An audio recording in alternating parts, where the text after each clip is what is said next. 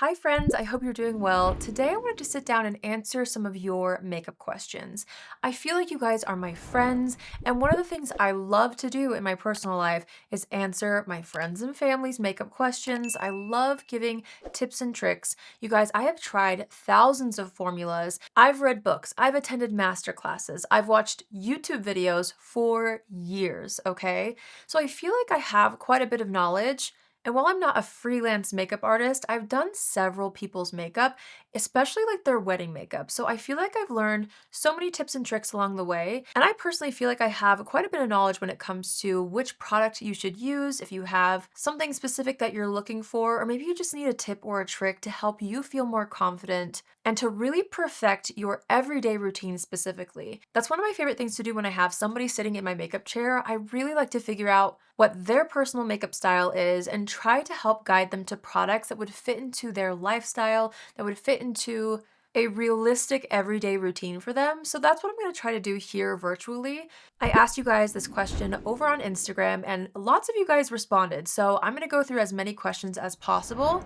As I've been skimming through these, I'm realizing that some of these questions might need to be full YouTube videos later down the road with more demonstrations. But I'm really excited and hopefully you guys find this helpful. So let me pull up my Insta and let's see how I can help you. Okay, the very first question that was submitted is what are the best resources, YouTubers, books, websites, etc. for newbies? This is a really good question. I feel like especially since there's so much info out there, obviously shameless plug, I really hope you learn a lot from my personal YouTube channel, but I do have friends that I love to learn from as well. Nikki LaRose is really, really great. She goes very in-depth into products. I personally actually started my makeup education career through books. Some of my personal ones are from Bobbi Brown. I love sitting and just reading makeup books. So maybe head to your library or Amazon, pick up a book. I feel like it's a different type of learning and usually leads you to more classic tips, especially for beginners. I also really love Makeup by Kelli Anne. She has an amazing platform actually that I'm subscribed to that has a lot of different videos for beginners. So I'll have her platform linked down below and also her Instagram. But honestly, there's so many different people that you can learn from on the internet. I personally really like the old school route of learning through more masterclass style or through books, but that's just me. So hopefully that helps give you a place to start. All right, next question. How to avoid blindness in makeup, like blush or brow blindness? Thanks.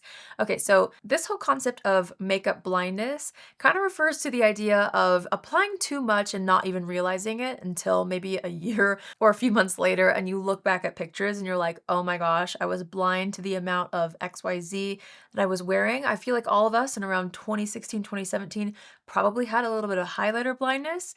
Listen, here's the thing about makeup. I think it's really fun. So sometimes you may not notice your blindness because you're leaning into a certain trend of the time. And I feel like all of us have certain beauty trends that we look back on and we're like, why did I jump on that bandwagon? That was way over the top. So don't beat yourself up over those makeup blindness moments. We all have them. But if it's a current fear for you, I would say this is where assessing the situation really helps. You guys know after I finish my makeup, I love to step back and assess the situation and just kind of ask myself, is everything looking fine? Do you know what I mean? Sometimes you can tone things down, but it's always easier to add more than it is to take off. So I personally would also err on the side of using a little bit less than you think until your makeup is fully done, then stepping back, and then you can always add more blush. You can always amp up your brows a little bit, but sometimes when you're focusing on perfecting and defining every individual attribute, that can lead to something that looks a little bit overdone in the end.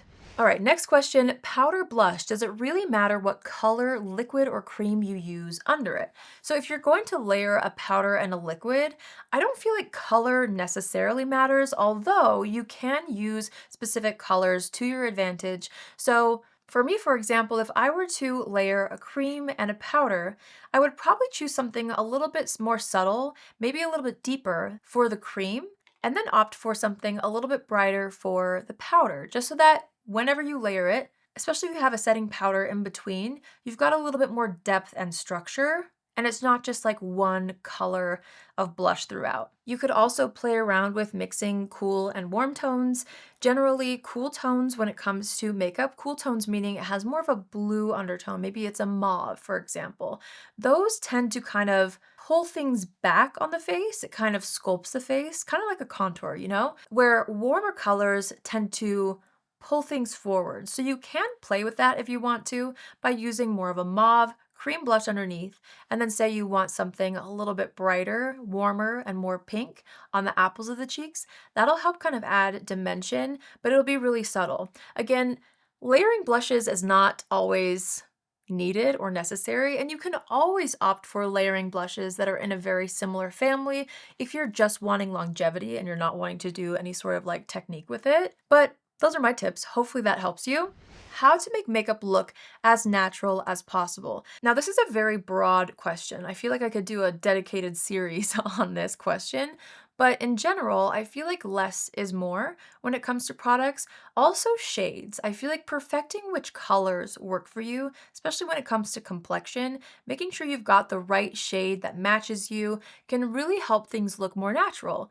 Even if a shade of foundation or bronzer or whatever is slightly too light or too dark, sometimes that can make things look a little bit more makeup-y, if you will. So as like a very broad answer to that question, because there's so many tips that I have on making your makeup look more natural, I feel like coloring and using the right amount of product, usually leaning on the less amount of product side, really helps things look more natural. I also feel like people underestimate the power of setting spray to melt your makeup together. So yeah, I really feel like I could make a whole series on that. So let me know in the comments if there's a question that you want to see more of a demonstration on, or you want to hear my advice more in depth, tell me down below and maybe I can turn it into like a more in-depth video or a series. Okay, as I've been scrolling through this, one of the main concerns from you guys is your under eyes. I've got several different questions, and this is one that I feel like I would love to do a more in-depth video on, but I'm gonna do my best to try to answer your questions in this setting, but I really do think it could use an in-depth like demo tutorial. Somebody else said how to prevent powder from caking under eyes. I have tried so many and tried everything. Cover under eyes with aging skin, not liking the look of concealer anymore. Best way to conceal under eyes. I tend to have dark circles. Love you in your videos. Thank you, you're so sweet. But you can see there's a lot of questions about the under eye area. Some of you have more mature skin and you don't like how dry or maybe crepey things are looking underneath the eyes.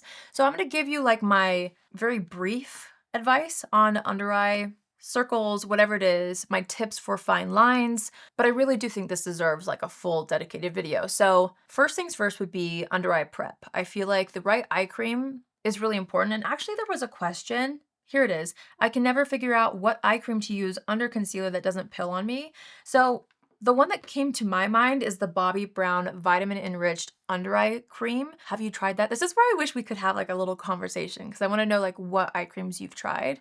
That one, in my experience, has been really great for underneath makeup. It's very balancing, very hydrating.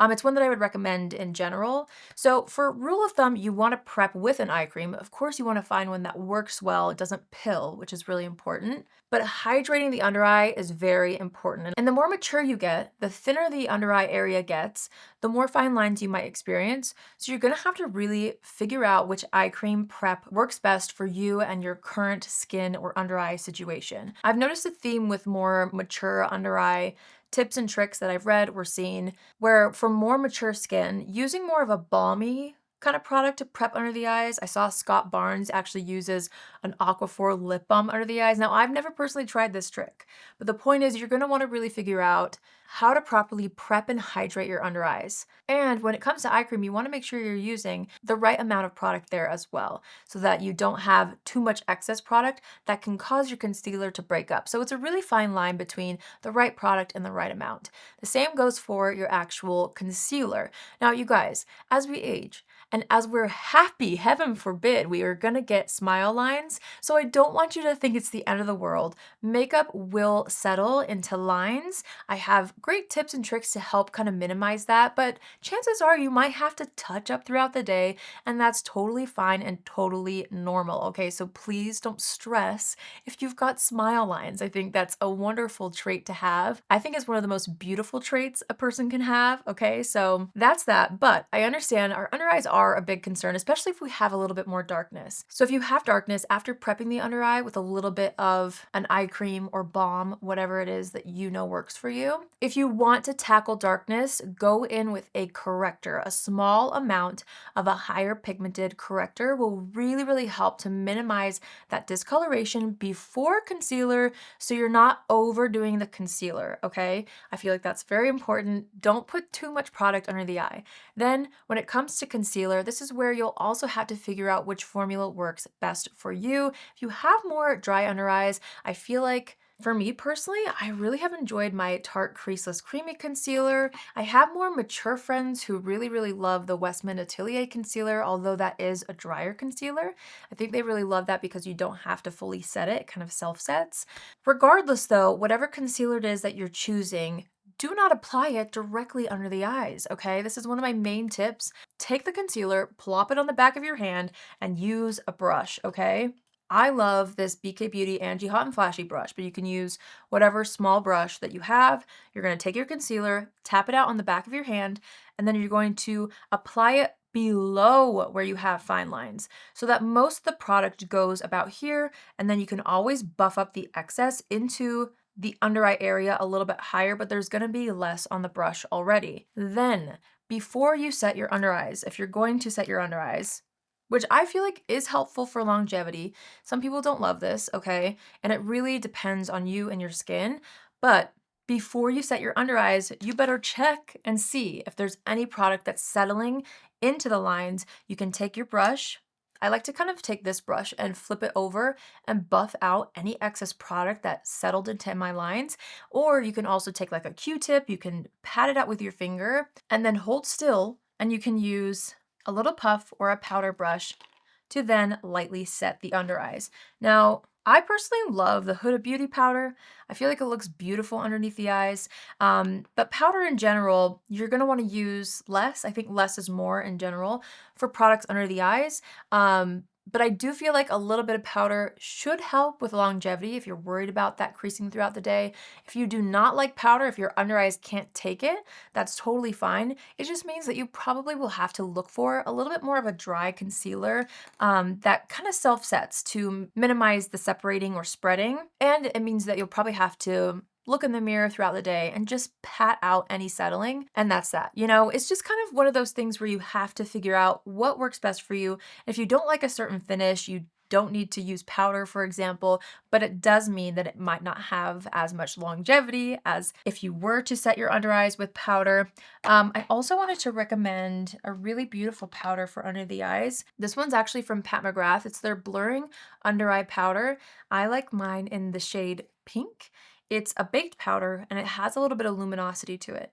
So if you're not wanting like a drying look under the eyes, this is a very finely milled under eye powder that looks fabulous. So this is a really nice one if you're wanting a little bit of powder, but you don't want to go in with a full on like setting powder like this one from Mario, which I get.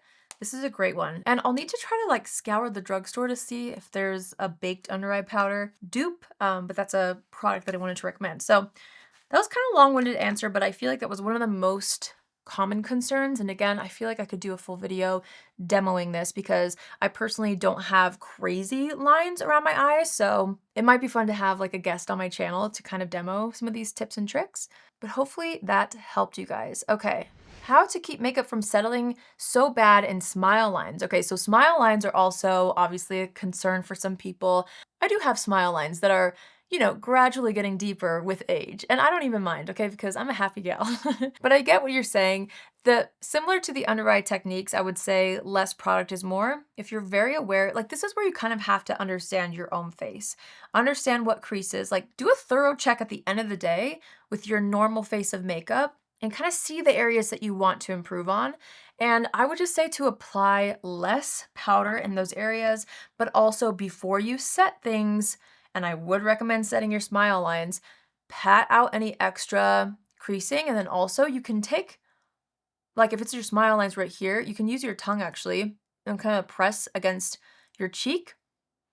And that kind of like stretches the skin a little bit so that you can, this is hard for me to talk and demo, but you can take your powder and better like fill in and set that line. But again, you know, it's okay, you guys, to have smile lines and makeup crease in different places. But I would say less product and set it with a little powder, making sure that you get rid of any excess product before setting. How to cover acne and texture while still wearing a light amount of makeup and a natural look. Okay, this is one where, believe it or not, my friends, I don't know how long you've been here, but for those of you who have been here for a while, you would have seen my acne journey, okay? That's actually what got me into makeup. I struggled with acne starting in high school, and that's what made me love makeup so much. I really wanted to perfect exactly what you were talking about. I wanted to make sure that my skin looked natural, but I didn't want the unevenness that comes with acne, okay? So for me, I feel like in general, especially when I was struggling the most with acne, I liked reaching for foundations that had more of a natural matte finish, just because anything that has too much pearl in it can emphasize texture. But you're gonna wanna take something that has maybe a medium coverage first, a very light layer, and put that all over the skin. And then after that, I would use a sponge and just kind of tap things out. And then things should look a little bit more even. Now, this is where you can go in and you can start spot concealing, making sure that the concealer that you use matches your skin tone and is not 1 to 2 shades brighter like the one that you might use underneath the eyes, because that's going to emphasize and highlight some of that texture, which is not what you want. So I would then take a little bit of concealer and just gently dot around the skin, and then take a brush, a concealer brush, or even like an eyeshadow brush, and just kind of like buff things in and then press things in with a sponge. The thing that I feel like people underestimate when it comes to acne prone skin is a powder foundation, you guys. Powder foundation really changed my life personally. Now, this is something that I wouldn't necessarily recommend you slap all over the face. I still think you can use a little bit of liquid underneath, and that helps melt the powders on top. But if you were to use a powder foundation, what I typically would do is do a light layer of translucent powder all over the skin, and then I would take a powder foundation, again, one that's more of a natural matte finish, nothing shimmery, okay? I really love the Make It Forever pressed powder, but even a Bare Minerals good old original foundation, okay? And then take a brush similar to this, or even smaller if you want to pinpoint things a little bit more. This is the BK Beauty Angie Hot and Flashy A502. I would swirl a bit of that powder foundation into the brush. Again, you want to make sure whatever shade you have matches your skin tone. And then you should be able to build up the pigment. There's something about a powder foundation that adds coverage and then melts into the skin, and it doesn't look like you're overdoing it. So like I said in the beginning, it's always easier to add more coverage than it is to take it away. And I feel like there's obviously, especially when you have acne prone skin and maybe you are on a time crunch, because sometimes those extra steps can take a little more time. There's a lot of, you might be tempted to go in with a high coverage foundation and just go all over the skin.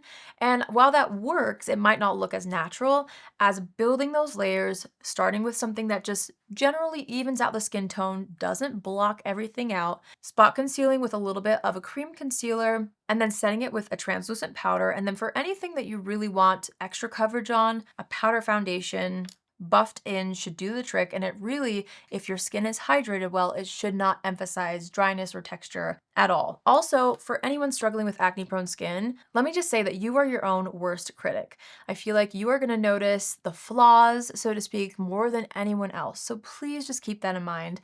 Also, please keep in mind that acne is a journey. It takes a while to heal. But just like me, after enough research and after finding the right skincare routine and everything, and honestly, after just growing up, it went away. So it's not something that's going to last forever.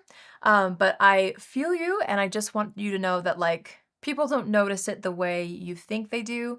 But I hope those tips help. That's definitely something that I really love doing when I had more acne prone skin and active breakouts. Powder foundation, I'm telling you, especially on like an eyeshadow brush, it works so well. It really, really does. What does a setting spray actually do, and how necessary is it? This is a great question. I personally am somebody who really advocates for a good setting spray. Now, you should know there is actually a difference between a fixing spray and a setting spray. So something like this, for example, the M Cosmetics Divine Mist. This is something that's just going to melt the makeup together. This is something that's going to kind of wet any powders, and it's going to make your skin look really, really natural. But it doesn't necessarily help with longevity. Something like this or this really helps with longevity. This is like heavy duty stuff. Usually some of these more heavy duty ones have alcohol in them because that kind of dries out any oils and helps things last throughout the day. I personally love to layer a fixing spray with a setting spray to get the best of both worlds, but I do think a setting spray really makes a difference in the finish of the skin and helps things look really natural. And if you use something that's meant to add longevity, I do notice a difference in the way my makeup wears throughout the day. So I personally say a setting spray is worth it, but I also love a good fixing spray just for the natural finish. How do you correct when you put on too much powdered blush or liquid blush? So I would say for this, it's always good to keep your foundation brush on hand and also your sponge. So when it comes to overdoing blush, you can always just take your foundation, whatever's left on your foundation brush, and tap over it, and it should kind of fade things. Same thing can happen with a sponge. If it's a liquid brush, that's usually what I do. Somebody asked, why is my makeup separating? Has never happened to me and I haven't changed my routine. Ooh, this is where I wish I could call you up and ask more questions. The first thing that's coming to mind, especially if you haven't changed your routine, have you changed your skincare at all? Or maybe check your expiration dates on some of the products. Even if some products don't smell weird or, they haven't fully separated in the bottle, sometimes over time, makeup expires, and especially when it comes to complexion products, they can start to separate and just not mix as well as they used to. So that's kind of the first things that come to mind. I wish I could ask you in person some more questions to help you troubleshoot that, but maybe start there. How do I make sure my bronzer and blush doesn't look like two stripes or muddy from overlap? Again, this comes down to, I would say, the amount of product you're using and the tools you're using. So when it comes to bronzer, depending on if it's a cream or a powder, and honestly, I guess it doesn't really matter either way. If you were to use a powder, for example, I would highly recommend dipping your brush into your powder and then tapping it into the back of your hand. You want to get rid of any excess product before going into the face. That'll help control the muddiness that you might be experiencing. Also, if you're experiencing some like grabbing and patchiness, I would highly recommend using a little bit of a setting powder on before going in with a powder just to soften and set any cream products. That way your powder products that go on top blend more smoothly. So after you've kind of controlled the amount of product that you have on your brush, you're going to want to take your bronzer, and I would say to start like tapping first. Less is more. Make sure you have like a little bit of bronzer, and then you can start to buff the bronzer into the hairline and all that. You also can kind of make more of a C shape, if that makes sense, so that you're not looking like straight lines all across the face.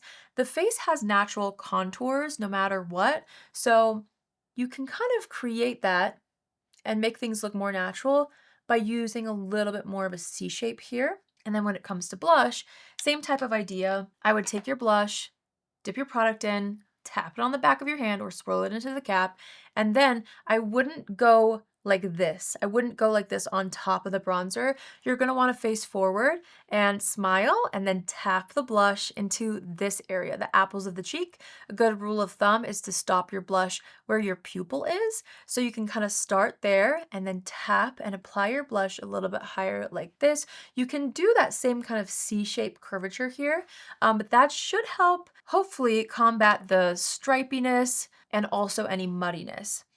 You can also use, if you've got a brush that you used with your translucent powder, you can always tap a little bit of that on top and like blend the two together with a tiny bit of translucent powder if it's a powder, blush, and bronzer, and that should also help to blend things out. But mostly when it comes to things looking a little stripy or muddy, I would say that the most common thing would be too much product, and also making sure that if it's a powder product that you do kind of lightly set underneath so that things aren't grabbing to the creamy areas on your cheeks. How to smooth out skin texture in prep for makeup. So this all depends on your skincare routine, but something I would say that has really helped me over time is a liquid exfoliator. Now, I wouldn't say that you're going to be able to completely get rid of texture before makeup prep if it's not a consistent part of your makeup routine. But it's a great thing to have in your makeup kit if you're a makeup artist, a good liquid exfoliator. I've got a favorite from Naturium. Do I have it here? Yes, I have one from Naturium, and then I love a few. I'll have some linked down below, but this is a great one. This is actually one that my friend Nikki LaRose used on me, so it's kind of stayed here on my desk, but it's great to just kind of like even things out, and over time it will help with those little fine texture bumps that we all get. But I would say to find a good liquid exfoliant or some sort of AHA or BHA that over time will help you improve the texture of your skin.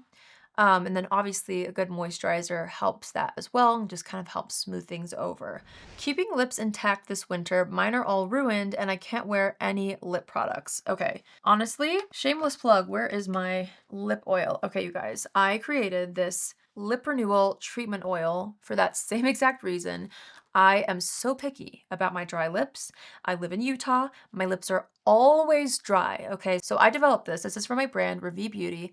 This has literally saved my lips. So I would highly recommend investing in some sort of a lip treatment, a lip mask, and being very diligent about it, especially at night. I love using this at night, but I apply it all day. By the way, this actually is sold out now, you guys. It's our first product to ever sell out at Revi.com. But we do have some stock, at least while I'm filming this, fingers crossed, there's still some left. We have some over on Amazon. So if you haven't tried this, or if you want to stock up a little bit, because it might be a little while before we can get our full stock back. We've already been working on it, but makeup just takes a long time to make regardless. So I'll have the Amazon link down below. But honestly, truly, this is what I would recommend if you're really struggling with extreme dry lips. This is the best. It's a holy grail for me. I love it. But in general, just making sure you find some sort of a good overnight lip mask that really will help replenish your lips. But it's true, if you've got dry lips, it's so hard to wear any lipstick, lip liner, whatever. Not only is it uncomfortable, but products just don't look as good. So I feel your pain. How to make your base look nice but also undetectable, truly like your skin. This just depends on the type of product. I would say a tinted moisturizer would help do this. Or if you do use a foundation, less is more. I would always recommend applying it to the back of your hand first, then using a brush or a sponge, kind of getting the product evenly throughout, and then going in on your face. If you go in directly with a pump or whatever, and that goes for your concealer as well, I feel like that's the first thing that's gonna make a difference when it comes to trying to make your base look really, really natural. Also, I would say like the right product matters too. From the drugstore, I love the L'Oreal skin tint, and then something more high-end, I love the Lisa Eldridge skin tint. That one actually looks like skin. It's crazy, and every single time I wear that, people are like, your skin is amazing. They don't say, wow, how'd you do your makeup? They literally say your skin looks amazing. So those are my two recommendations for products, but in general, if you just want to use what you have, try using a little bit less, hydrate the skin before, and go in with sheer layers all over. Again, you can always add more coverage. It's much harder to take away. So you're better off to do a sheer layer of a tinted moisturizer and then spot conceal if you want a little more coverage in certain places. I love a glass skin look, but powder takes it away. How to retain the glow, but make it last. So this is something that I think of a product initially. The E.L.F. Halo Glow Powder. This is actually, it's pretty glowy, so if you don't want as much glow as it's offering, you can always mix it in with your more matte powder and kind of control the glow there. But the E.L.F. Halo Glow Powder is really excellent at setting your face, but still leaving that glow. If you're somebody that feels like you want to set your skin, but yeah, you don't want to mattify things, I feel like that's a great product. And it's not glittery either. It just gives a really nice soft glow. Although again, kind of play with it and see if you're somebody who wants to kind of mix it in with your products. I personally try to avoid the T-zone with that powder, for example, but I love applying it on the outsides of the face. But that's the first thing that came to mind for that question.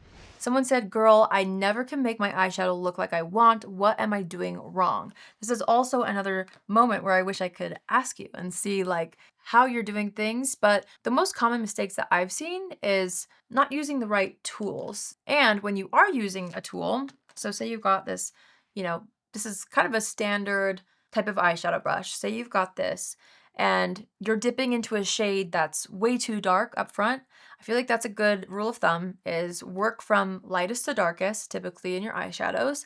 That will help you control. Again, it's easier to add more depth than it is to take it away. And then also when it comes to eyeshadow, I see a lot of people grabbing their brush too close to the bristles, and that's just gonna give you too much pressure and it's gonna give too much payoff. So I'd recommend holding your brush a little bit further.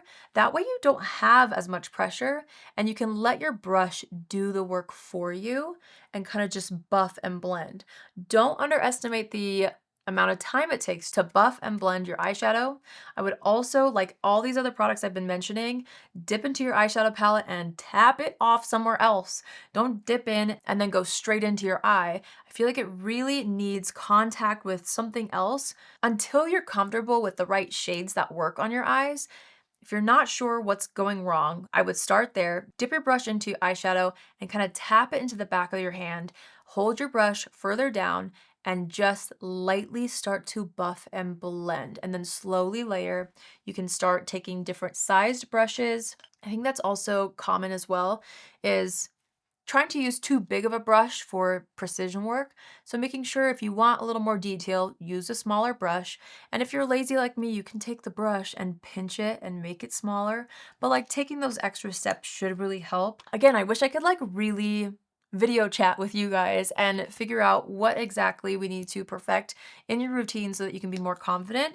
I feel like it'd be so fun to one day figure that out, like figure out how to have you guys film with me somehow. I think it would just be so fun and I would learn a lot from you. Hopefully you would be able to learn a lot from me. There are so many more questions, you guys, but I feel like I've been yapping your ear off, so I'm gonna stop there, but I would love to continue this series. Let me know if you enjoyed this style of video, and also let me know if there's a question that you want to see a more in-depth video on. I would be happy to do that.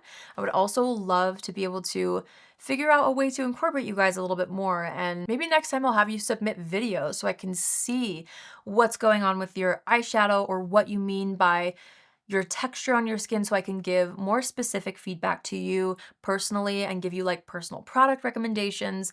Let me know if you guys would like to see something like that because I would love to film something like that. I, at the end of the day, just really want to empower you guys through my tips, my tricks, my product reviews to just feel like the best version of yourself.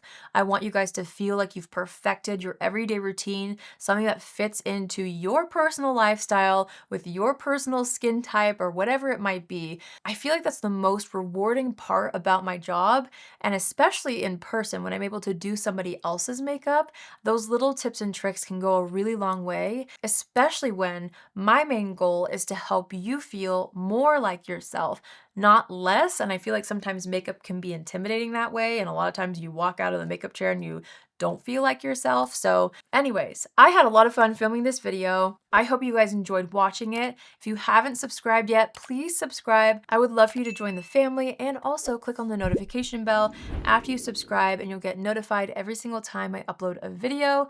Guys, I feel like this is the start of something potentially really fabulous. I'm going to go back to the drawing board and I'm going to figure out a more clear way to be able to really help personalize your everyday routines and your makeup questions and just really help you more, because that's where I feel like it's so fulfilling for me. And you know, I've tried so many products. I have gone through so many stages personally with my skin and techniques where I really feel like I can give advice to you guys, hopefully helpful advice. So stay tuned.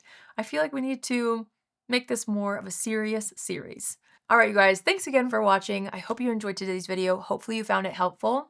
If you have any advice for any of those questions down below, maybe I didn't mention something when it came to a question, or you have a tip or trick that has worked for you in solving something that somebody else is struggling with, comment it down below. I love creating that community here. I know you guys are very good at your makeup. You're very educated in all the things. So let us know in the comments down below. And thank you again for watching. I hope you have an amazing day wherever you are, and I'll see you in my next video. Love you.